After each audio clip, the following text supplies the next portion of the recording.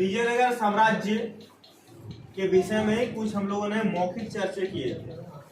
जैसे पहला चर्चा किए थे इसकी स्थापना, कोई हमें बता दो, धाए धाए बाप रे इतना जोर, 1336। कोई बता दिए इसकी राजधानी, बाबा और जोर। कोई बता दीजिए इसकी जो स्थापना किए थे उनके नाम बताइए। अरे भैया वाह, अरे दादा गजब। अच्छा दोनों आपस में कौन थे? वाह वाह, भाई भाई में अक्सर ये होता है। चलिए कोई बात नहीं, ये नाम हो गया, ठीक है। मैंने आपको ये भी बताया था कि विजयनगर साम्राज्य ये जो है हरिहर बुक्का साहेब, इनके पिता श्री कौन थे? वाह, बोल रहा था, बोल संगम होगा कि नहीं। अच्छा चलो ये सही है। बताइए इनके गुरु भी तो होंगे, माधव विद्यारण्य। इसमें हालत हो गया खराब, अवस्थान हो गया कौम काहे नमे याद नहीं था, इतना बड़ा नाम है एक को याद था माधव खाली। कोई बात नहीं, आगे देखिए। आगे मैंने चर्चा इस पर और किया था कि संगम के नाम पर कौन सा वंश पड़ा? संगम राजवंश या वंश। अच्छा सातवां वंश की ये संगम राजवंश ही क्यों पड़ा? हाँ, इन्होंने अपने पिता को सम्मान देने के लिए, पिता को सम्मान के लिए एक नाम दिया संगम वंश। अच्छा ये बताइए कि संगम राजवंश के अलावे और कितने वंश थे? 4 और के अलावे और 3। क्वेश्चन पर ध्यान दीजिए, 3। मैंने अब क्वेश्चन करे कि विजयनगर साम्राज्य में कुल कितने साम्राज्य बारी बारी से शासन किए? 4। 4 में नाम पता है आपको? क्या क्या? संगमबन, सुलुबन, तुलुबन, अराविडो। अच्छा कितने लोगों को पता है इसका? कॉपी बंद कर, कॉपी देखने से क्या फायदा है जी?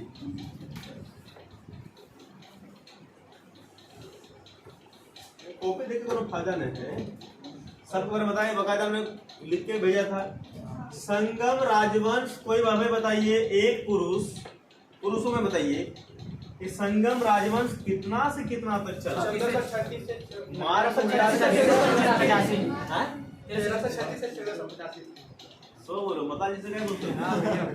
1336 से 1485 संगम बन। संगम के बाद आया सुलुग बन। अच्छा सुलुग कितना चला कोई बताओ हमें? लड़की बताओ।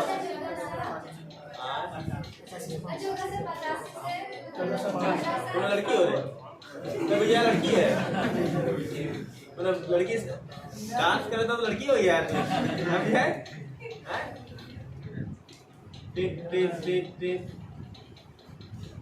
लड़की मतलब उधर मन में बोला करेक्शन है। बच्चों बताओ कि सुलु वंश कब से कब तक था?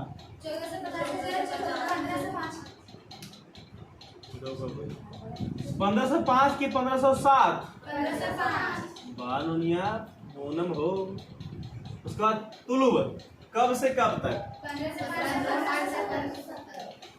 देख रही है कि ऐसे ही बोल रही है? 70। क्या रे कहाँ पढ़ रहा है? और एक आता है अराविडो, कब से कब तक? चलिए हो गया। बहुत बहुत धन्यवाद आप लोग को, इतना कोरस में गाएं सब मिलकर एक साथ, बहुत धन्यवाद। ठीक है ना, इसको हौसले लेके नल खुला ले। कोई दिन और कुछ खुलाएगा तो हौसले रहेगा। फुल पैंट पहनते ना जी?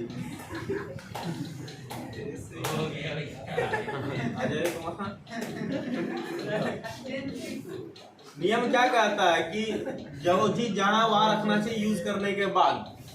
अब पंखा इसे यूज कर रहे हैं, नीचे में हम लोग एक पंखा लगा है, इसको यही छोड़ देते हैं कि ऊपर रख देते, बताइए नीचे ऊपर है। तो जब नल खोले आप तो देखे पानी नहीं आया तो उसको बंद कर दो, कभी तो कभी आएगा।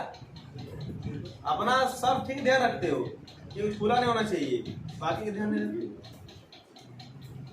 हंसी देखो कितना सपने मारेंगे, दूध गाल हो जाएगा तुमका। चलिए यहाँ तक मैंने बताया था। अब चलते हैं थोड़ा और आगे। आगे में 9 नंबर बताया था कि हरिहर बुक्का कैसे एंट्री किया था, किस प्रकार एंट्री किया था, ये भी बताए थे। अच्छा ये बताइए, हरिहर बुक्का को बंदी बनाकर दिल्ली कौन लेकर आया था? पूरा नाम बोलिए। एमबीटी तो हम बोलेंगे, तुम एमबीटी मोहम्मद बिन तुगलक। कौन रिश्तेदारी है तुम्हारा? मामा है? एमबीटी करते हो। मोहम्मद बिन तुगलक ने दिल्ली लेकर आया था। अच्छा, दिल्ली लाने के पीछे कारण कितने लोग जानते हैं? तो बहाउद्दीन गुरशस्त को जब हरिहर बुक्का ने कंपनी राज्य में शरण दिया तो मोहम्मद बिन तुगलक बुरा मान गए और इन्होंने मन ही मन सोचा कि मौका मिलेगा तो बता देंगे कि तुम्हें आगे, हाँ यही सब मन में आएगा कि तुम्हें कितना प्यार करते हैं सर। वाह, यही समझी, बोल दिए तो इसने सोचा कि मौका मिलेगा तो बता देंगे कि तुमको कितना धोएंगे हम, खाली टाइम आए तो टाइम आ गया, मौका मिल गया। मोहम्मद बिन तुगलक ने एक दिन चुपके से जाकर काम्पली राज्य पर आक्रमण कर दिया। आक्रमण किया और सबसे पहले दोनों मंत्रियों को उठा लिया। कौन मंत्री? दोनों भाई हरिहर बुक्का, और इसको अपने साथ लेके चला गया दिल्ली, क्योंकि दिल्ली का शासक था ना, दिल्ली लेके जाएगा। और वहां पर उसको इस्लाम धर्म स्वीकार करवा कि अब तुम इस्लाम धर्म स्वीकार करो, नहीं तो यहाँ मार दी जाओगे। तुम लोगों ने मरता क्या नहीं करता, डर गया, स्वीकार कर लिए। उसके बाद जब कंफर्म हो गया कि हाँ अब हम लोग ये काम करेंगे, तो दक्षिण में होयसाल राजवंश था, वहां पर इनको भेजा गया। जब वहां भेजा गया तो रास्ते से ये लोग क्या कर दिया? भाग गया। कहाँ भाग गया? कर्नाटका। वहां पर एक गुरु थे माधव विद्यारण्य संत थे, और उनके भाई सायन, इन दोनों से प्रेरणा लेकर, दोनों को बताकर इस्लाम धर्म का परित्याग करके हिंदू धर्म को पूरी शुद्धता के साथ फिर से अपना लिया।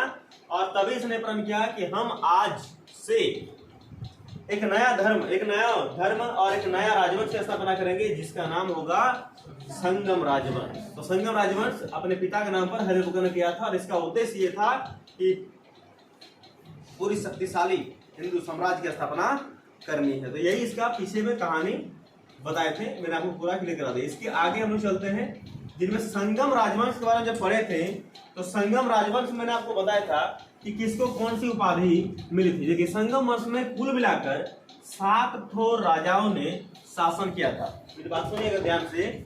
संगम राजवंश की जब बात आई तो संगम राजवंश जो चला था 1336 से 1485। तो इसको अगर जोड़ दें तो कितना साल हो जाएगा? लगभग 149 साल ना। देख लो तो 105, 64, 63, हाँ 149 होगा। मैंने राउंड फिगर मान लो तो 150 साल है ना। 150 साल में 7 राजाओं ने, 7 शासकों ने इस पर बारी बारी से शासन किया, बारी बारी से। जिसमें पहला है हरिहर प्रथम। हरिहर 2 बार, हरिहर प्रथम, हरिहर सेकंड। हरिहर प्रथम का अगर देखें तो मैंने इसका टेन्योर लिखा दिया था कि ये बंदा 1336 से 1356 तक शासन किया था। और हरिहर प्रथम को कहा जाता था एक समुद्र का अधिपति, बोले थे ना, इसको एक समुद्र का अधिपति कहा जाता था। अधिपति मतलब होता है राजा, इनको एक समुद्र का अधिपति कहा गया था। हरिहर प्रथम पहला था। दूसरा की बात करें तो दूसरा था बुक्का। जब हरिहर की मृत्यु हो गई 1356 में, और एक बात इसमें है 1300 हरिहर का ही कि 1352 और 53 में इन्होंने मदुरे राज्य में भी आक्रमण करके उनको अपने अंदर में मिला लिया था। जब 1356 में इनकी मृत्यु हो गई तो इनके जगह पर आए बुक्का। कौन आए? बुक्का जब आया तो बुक्का ने भी ज्यादा दिन तक शासन नहीं कर पाए। महज 1356 से लेकर 1377 तक इन्होंने शासन किया। और इसको कम मतलब और 56 से 77 तक शासन किया। और बुक्का को कहा जाता है तीनों समुद्रों का स्वामी या अधिपति, इसको बोल रहा हूं। तीनों समुद्रों का स्वामी कहा गया है इनको। इस बात को भी आप याद रखना। और बुक्का बहुत ही दिन तक ज्यादा शासन के बाद कितना शासन किया देखो तो ये 4 60 और इधर हो गया 17 17 और 4 कितना हो गया 21। मैं 21 साल तक ही शासन कर पाए। ठीक है, ऐसे करते करते तीसरा नंबर पर जो आए फिर से हरिहर नाम का एक और बंदा आया 2 में, फिर आए विरूपाक्ष आया, फिर मल्लिकार्जुन आया, फिर बुक्का आया। ऐसे करते कुल 7 राजा हुए। तो 7 राजा का मैं यहाँ नाम लिखाता हूँ, आप उसको लिख लीजिएगा बेटा। तो इसको मैं 7 राजाओं के नाम संगम वंश के प्रमुख शासक ये रहा 7 तो हरिहर, बुक्का, हरिहर 2, देवराय 1, देवराय 2, मल्लिकार्जुन, विरूपाक्ष। जिनमें से इंपॉर्टेंट है वो हरिहर 1 है, बुक्का 1 है, देवराय 1 है। ये 3 को इंपॉर्टेंट ज्यादा है, इन तीनों के बारे में ज्यादा करके हमको पढ़ने का है। ठीक है, इसका डेट ईयर सब लिखा दिए हैं, आप इसको देख लीजिएगा, विश्लेष कर लीजिएगा। और यहाँ पर अगर इसको कंफ्यूजन लग रहा है तो इसको लिखिए ऐसे ही, क्या 2 साल तक गैप रहा था, 2 साल तक कोई राजा नहीं बना। चले आगे मिलाता हूँ, डिलीट करता हूँ। बोलो तब ने पहले करना था, तो जैसे कल हमने आपको लिखाया था उसके आगे मैं आपको बता दूं कि बुक्का प्रथम के शासनकाल में विजयनगर बहुत समय तक चला हालांकि, लेकिन उसके बाद देवराय जो प्रथम आया था, देवराय प्रथम, तो पहले एक चीज लिख लो आप लोग फटाफट, संगम का ही चलेगा भाई, कि बुक्का जो प्रथम था इन फर्स्ट 1, बुक्का प्रथम ने वेद मार्ग प्रतिष्ठापक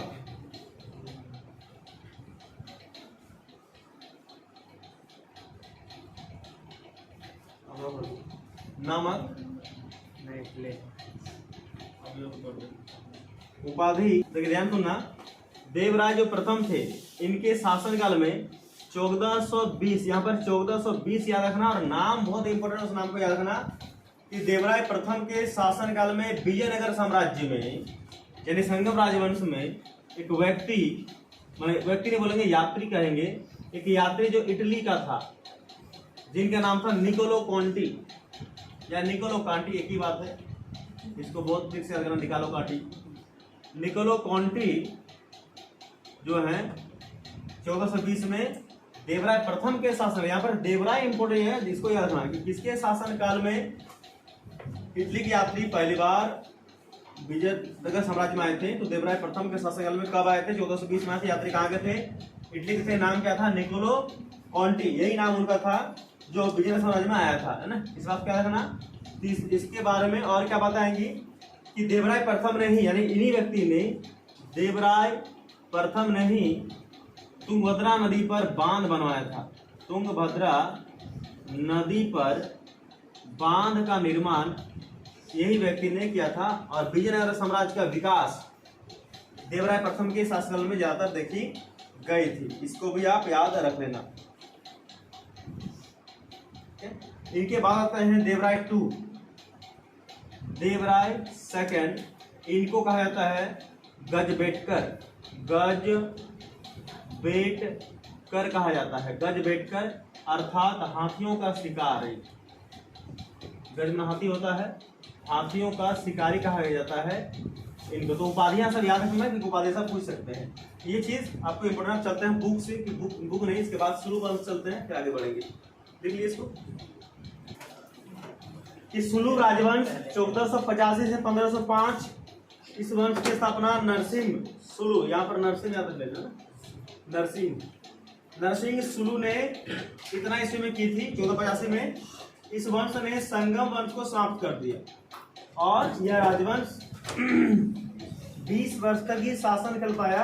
और इस छोटे शासनकाल में इसको समाप्त कर दिया गया। कौन समाप्त किया था? तो उसको भी आप थोड़ा लिख ही लो, तक उसको भी लिख लो। उसके बाद होता है क्या, संगम सुलू वंश समाप्त कैसे होता है कि नरसिंह को प्रथम बलाहार भी कहा जाता था। तो 1505 में जो था ना उनका शासक नरसिंह, उनके द्वारा एक अपने यहाँ पर एक नियुक्त किया जाता है, एक सैनिक शासक जिसको बोलते हैं मंत्री संतरी, नरसानायक। तो नरसानायक के पुत्र वीर नरसिंह ने उन्हीं को हत्या कर देता है और उसके जगह पर एक नया वंश की स्थापना करता है जिसका नाम है तुलु वंश। इसी तुलु वंश को थोड़ा सा लंबा तक पढ़ेंगे। तुलु वंश देखिए, तुलु वंश तक संगम था, उसके बाद से विजयनगर के 1565 में समाप्त हो गया। विजयनगर 1565 में एकदम पूरी तरह से समाप्त हो गया। कृष्णदेव राय तुलु वंश से संबंध थे। अब इस तुलु वंश पढ़ेंगे आराम से, मैं इसको रीड करता हूँ। अब तो किताब देखेंगे, ओके आप समझते रहिए। यहाँ जो लिख दिए तुलु वंश जो तीसरा नंबर का वंश था, सबको पता है ये विजयनगर साम्राज्य का तीसरा वंश है तुलु वंश। इसकी स्थापना वीर नरसिंह द्वारा, यहाँ पर ये नाम को याद रखना, वीर नरसिंह द्वारा 1505 में करी गई थी। ये वही वीर नरसिंह है, नरसा नायक के पुत्र।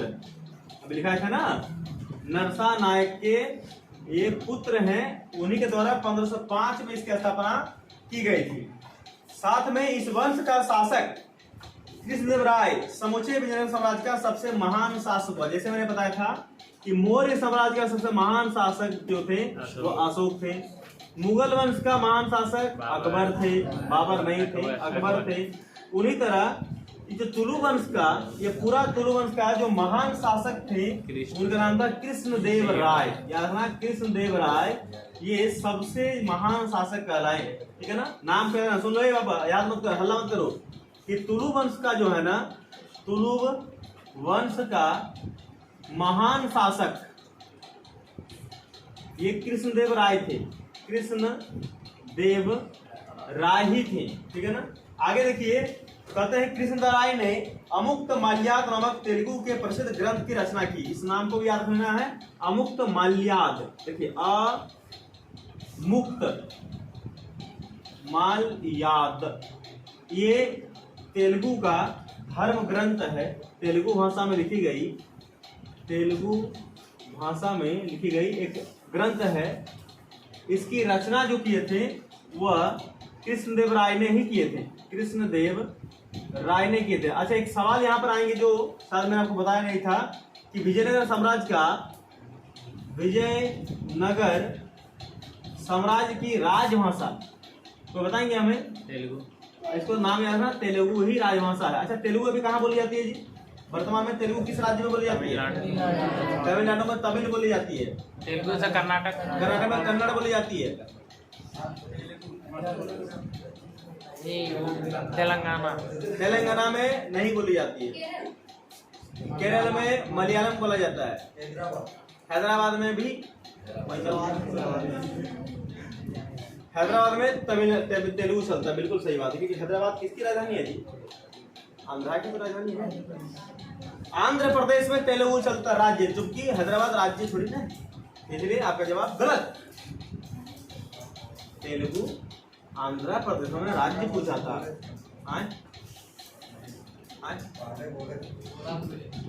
पहले बोले थे, जोर से बोलना चाहिए ना, कन्वर्ट करना चाहिए।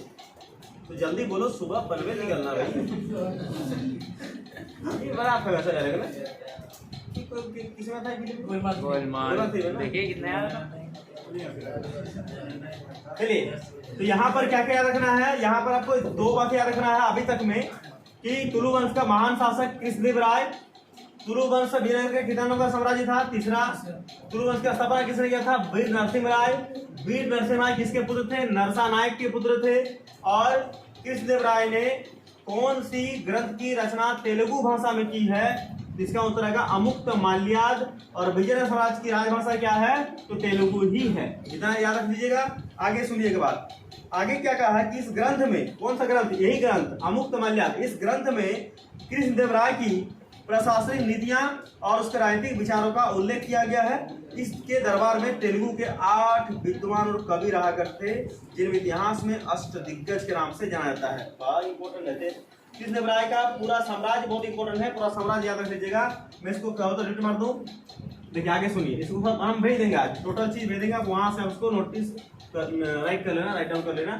देखिए क्या बोले हैं कि इस ग्रंथ के अनुसार, कौन सा ग्रंथ? जो अमुक्त माल्याद लिखा है ना, ये ग्रंथ जो है तेलुगु में लिखी गई थी। तो इस ग्रंथ के अनुसार क्या लिखा गया है? जो कृष्णदेव राय थे, कृष्णदेव राय, इनके पूरा प्रशासनिक ढांचा, कि कैसे शासन करते थे, कितने लोग रहा करते थे, कितने मन थे, प्रजा का रक्षा कैसे करते थे, सारे बातों को इस पुस्तक में लिखी गई थी कृष्णदेव राय के द्वारा ही।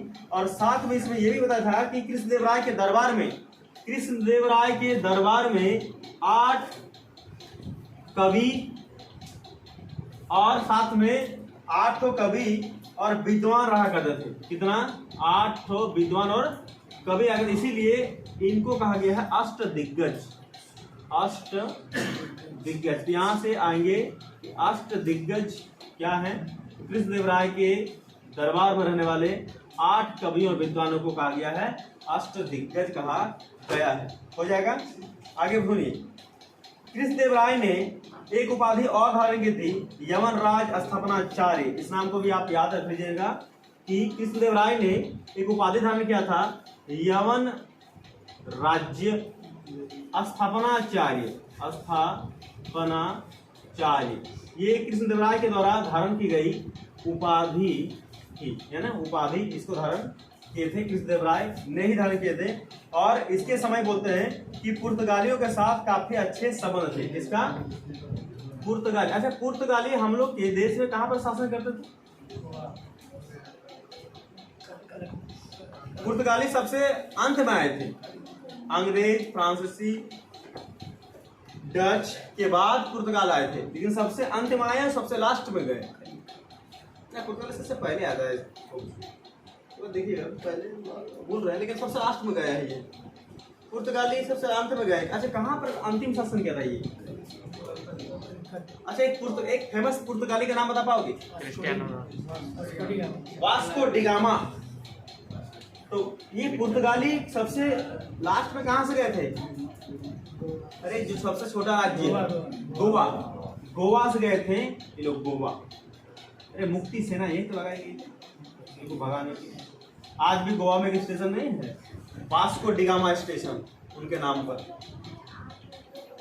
है कि नहीं? चलिए कहाँ चले गए? हाँ, यवनराज स्थापनाचार्य की उपाधि कृष्णदेव राय को मिली थी। और पुर्तगालियों से कृष्णदेव राय का अच्छा संबंध था, अच्छा रिलेशन था उस समय। कृष्णदेव राय ने भगवान राम को समर्पित, सुन लीजिएगा, हजारा मंदिर तथा भगवान कृष्ण समर्पित विठ्ठल मंदिर का निर्माण करवाया था। पूरन गिरी का पूरन यहाँ तो है। क्यों कौन गिर गया? बैग गिरा। हमको डर सबसे ज्यादा पुराने का लगता है। अरे उस दिन तो डोंस आ गई थी यहाँ, एक दिन तो ऐसे तो बच गई। मतलब हम लोग सबका प्राण लगता है कि तुम ही गिर गए। तुरंत हो रहे ना, किससे देखे गए। तो सुनिए आगे, सुनिए क्या बोल रहे हैं कि भगवान राम को समर्पित। देख कृष्णदेव राय क्या किए थे अपने साम्राज्य में भगवान राम को समर्पित एक मंदिर बनाया जिसका नाम था हजारा मंदिर। हजारा ये भगवान राम के लिए थे। और एक मंदिर वो बनाया विठ्ठल मंदिर। विठ्ठल मंदिर ये कृष्ण को मतलब कृष्ण भगवान के लिए समर्पित किया। ये दोनों मंदिर एग्जाम में पूछे जाते हैं, दोनों मंदिर को आप याद रख लीजिएगा। हजारा मंदिर और विठ्ठल मंदिर का निर्माण किसके द्वारा किया गया था? कृष्णदेव राय के द्वारा किया गया था। कौन से वंश में थे कृष्णदेव राय? तो तुलु वंश से संबंधित थे कृष्णदेव राय। कौन सी विदेशी यात्रियों से इनका संबंध बढ़िया था? तो पुर्तगालियों से इनका संबंध बहुत ही सुंदर था। इन्होंने कौन से ग्रंथ की रचना करी थी? अमुक्तमाल्याद। कौन सी भाषा में? तेलुगु भाषा में। विजय साम्राज्य की राजभाषा क्या थी? तेलुगु थी। याद रहेगा कि नहीं रहेगा? रहेगा तो बढ़िया, नहीं रहेगा तो फिर लिख लेना, है ना। कृष्णदेव राय वैष्णव धर्म के संत थे। अच्छा वैष्णव से याद आ रहा है, मैंने भक्ति आंदोलन पढ़ाया था। भक्ति आंदोलन में वैष्णव संत को क्या कहा गया था जी? अलवार। अलवार। अच्छा अलवार में कितने संत थे? 12 संत थे। अच्छा 12 संत थे। अलवार में एक महिला संत भी थी,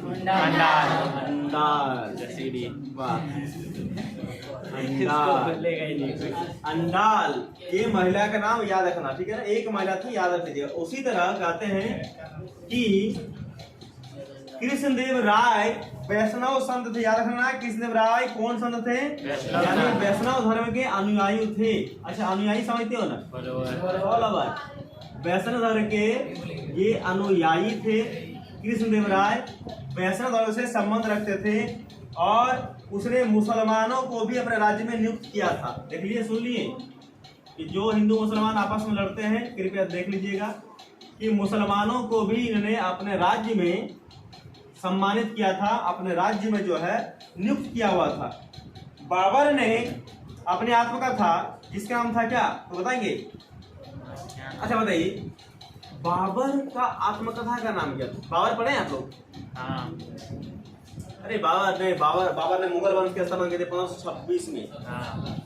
है ना, और 1530 में फिर चले गए। बाबर के आत्मकथा का नाम था बाबर नामा। क्या नाम था? बाबर नामा।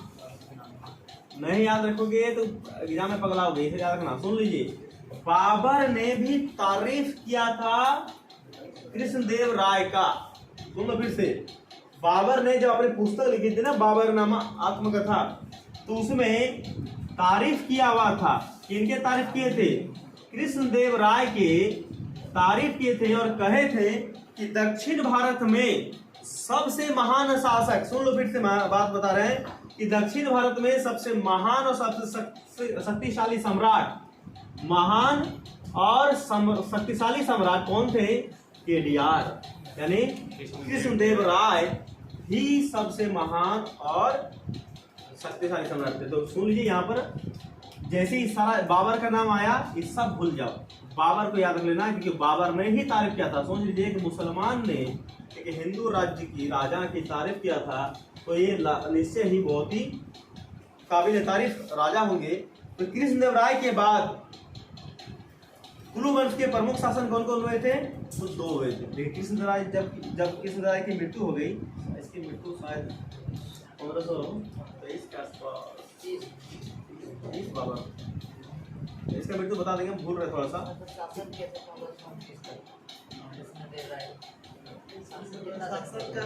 क्या था?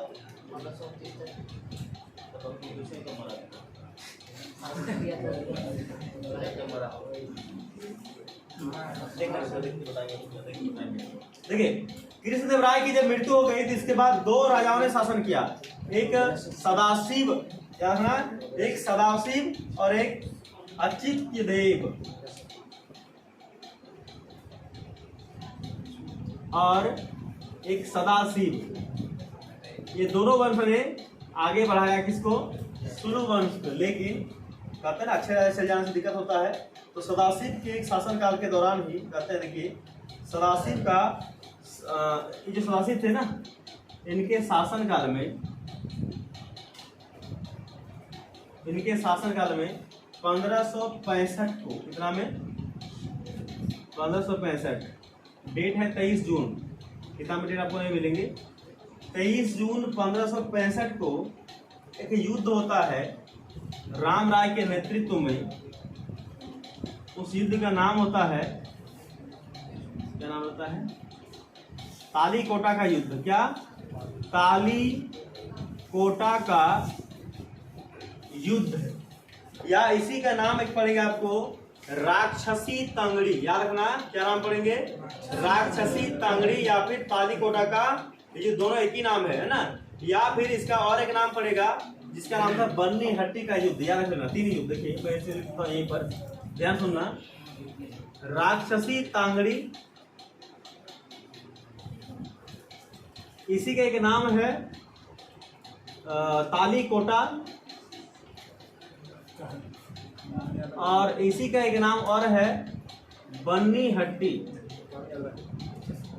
ये तीनों युद्ध एक ही नाम है, और ये हुआ था 23 जनवरी 1565 में हुआ था। इसका नाम आपको याद बिल्कुल और जरूर याद रखिएगा, ठीक है ना, तीनों नाम। और इस युद्ध का विजयनगर की ओर से शासन कौन किया? उस समय शासक कौन था? सदाशिव। कौन थे? सदाशिव। और जैसे ही इस युद्ध में विजयनगर साम्राज्य हारा, यानी याद रखना कि यही युद्ध लास्ट था। विजयनगर साम्राज्य पूरी तरह से क्या हो गया? समाप्त हो गया, खत्म हो गया। अब विजयनगर का अस्तित्व समाप्त हो गया।